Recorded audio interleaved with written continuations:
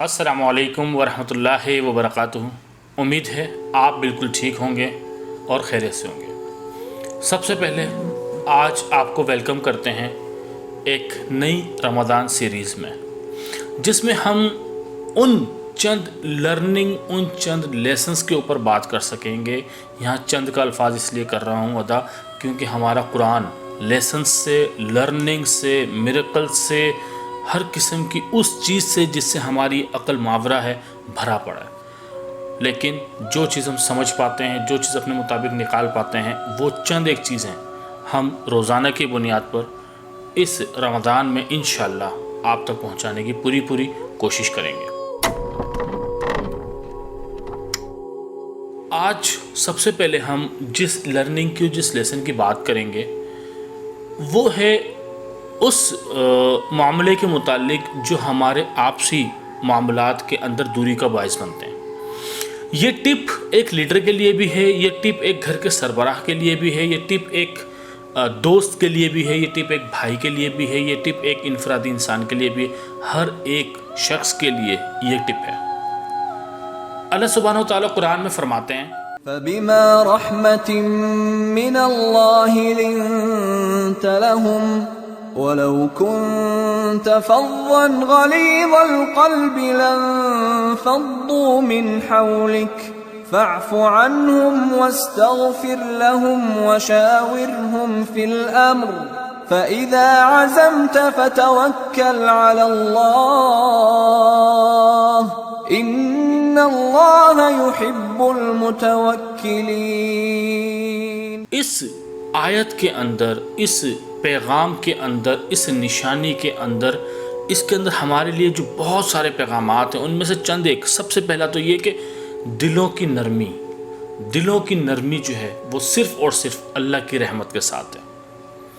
اللہ کی خاص رحمت ہوتی ہے تو ہی دل نرم ہوتے ہیں۔ جو اللہ کی رحمت سے غافل ہوتے ہیں، جن پر اللہ کی رحمت نہیں ہوتی، ان کے دلوں میں نرمی نام کی چیز نہیں پائی جاتی۔ دلوں کے اندر نرمی رکھنا یہ اللہ کی رحمت کے ساتھ ہے، اور دلوں میں نرمی رکھنے والے ہی یہ دوسروں کو اپنے ساتھ ملا کر چل سکتے ہیں۔ جن کے دلوں میں نرمی نہیں ہوتی وہ غلیظ قلب والے ہوتے ہیں، وہ خراب دل والے ہوتے ہیں۔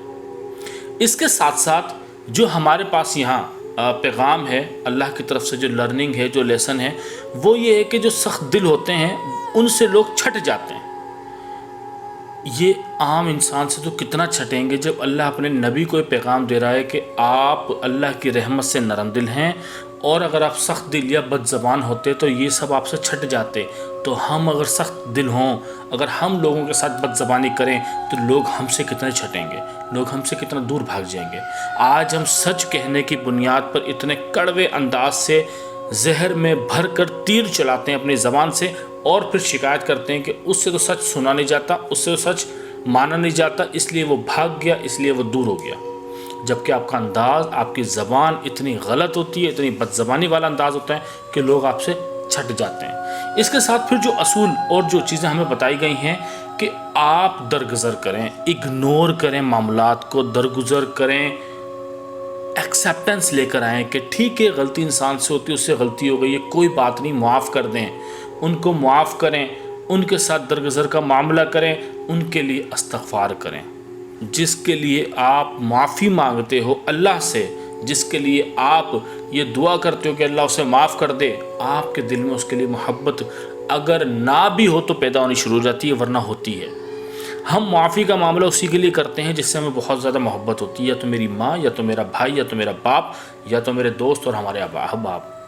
اگر نہیں ہے دل میں جگہ، آپ اس کے لیے معافی اللہ سے مانگنا شروع کر دیں، آپ اس کے لیے دعائیں مانگنا شروع کر دیں، آپ کے دل میں اس کے لیے جگہ، آپ کے دل میں اس کے لیے ایک نرم گوشہ یہ تیار ہونا شروع ہو جاتا ہے۔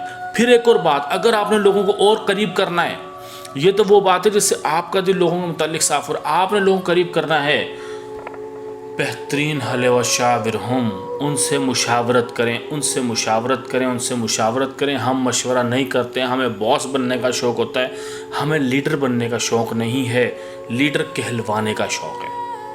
جس دن ہم لیڈر بننا شروع ہو گئے تو مشورہ کرنا یہ تو سب سے کی پوائنٹ بن جائے گا۔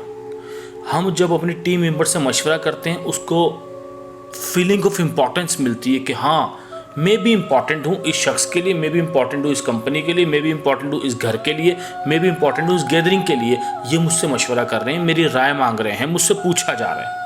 جب آپ مشاورت کرتے ہیں لوگ آپ سے جڑتے ہیں، لوگ آپ سے قریب ہونا شروع ہو جاتے ہیں۔ ان سے مشورہ تو کریں، لیکن آخر میں جو ہے پھر جب آپ کا پختہ ارادہ ہو جائے، جب آپ نے مشورہ لے لیا ہے سب سے پختہ ارادہ کر کے، اللہ پر توکل کر کے فیصلہ کریں۔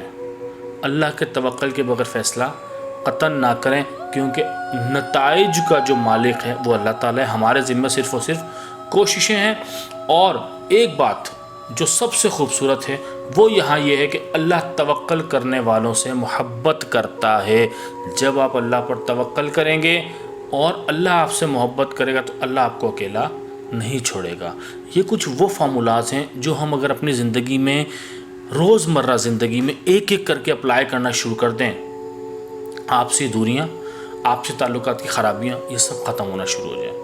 یہ ایک آیت میں ہمارے لیے پوری جامع زندگی کا رول ہے کہ اپنی زندگی کے اندر ہم کس طریقے سے لوگوں کو لے کر چلیں۔ سب سے پہلے اپنے دل کے اندر نرمی لے کر آئیں، اپنی زبان کے اندر نرمی لے کر آئیں، ورنہ یہ لوگ ہم سے چھٹ جائیں گے۔ ان کے لیے اللہ سے استغفار کریں تاکہ ہمارے دل میں ان کے لیے نرمی پیدا ہو، ہمارے اپنے دل میں ان کے لیے جگہ بننی شروع ہو۔ پھر ان سے مشاورت کریں، ان کو امپورٹنس دیں۔ امپورٹنس دینے کے بعد آپ پھر کسی ایک چیز کا پختہ ارادہ کر کے پھر اللہ کی طرف رجوع کر کے اور صرف خالصاً اللہ کے اوپر توکل کر کے کام کریں۔ اللہ توکل کرنے والوں پر محبت کرتا ہے، توکل کرنے والوں سے آپ سے اللہ یقیناً محبت کرتا ہے، مزید محبت کرے گا اور اللہ آپ کو کہیں اکیلا نہیں چھوڑے گا۔ جزاک اللہ خیرہ۔